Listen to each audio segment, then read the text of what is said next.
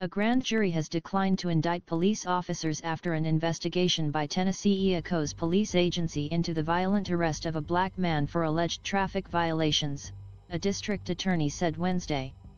Members of a grand jury in Fayette County reviewed evidence Monday related to the July arrest of Brandon Calloway, but the panel OC elected to take no action regarding the actions of the officers, said Mark E. Davidson, the rural county's top prosecutor.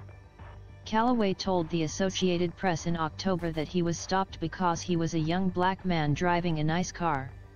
He has said he would not have been stopped in the 2020 Chevrolet Camaro he was driving if he was white.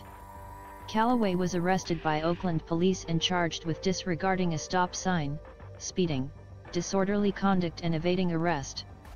Video footage of the confrontation leading up to the arrest, which spread on social media, shows officers chasing him through his home, attempting to stun him, and beating him bloody before dragging him away.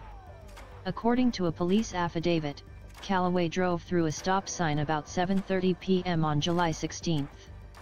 He was then clocked driving 32 miles per hour in a 20 miles per hour zone, 51 kilometers per hour in a 32 kilometers per hour zone, before an officer attempted a traffic stop. Calloway continued driving until he reached a house, where he pulled into the driveway and ran inside, the affidavit said. The affidavit says that later Calloway and others were outside speaking with the first officer when a second officer arrived. The officers said they needed to detain Calloway, and he ran back inside the house.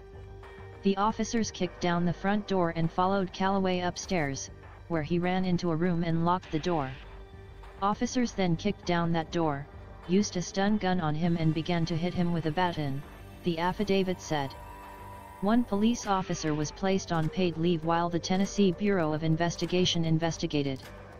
The state police agency then gave its report to Davidson before his office presented the evidence to the grand jury. The confrontation happened in Oakland, a small town about 30 miles, 50 kilometers, east of Memphis. Calloway, who runs a notary public business, said the beating left him with stitches in his head, speech problems, and memory loss. His lawyer, Andre C. Warden, said Wednesday that they are extremely disappointed in this outcome.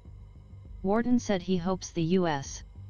Department of Justice will fully review this matter for possible institution of criminal prosecution. Meanwhile, we will not rest, nor sit still, but will continue to stand with Brandon in our quest for justice, Warden said.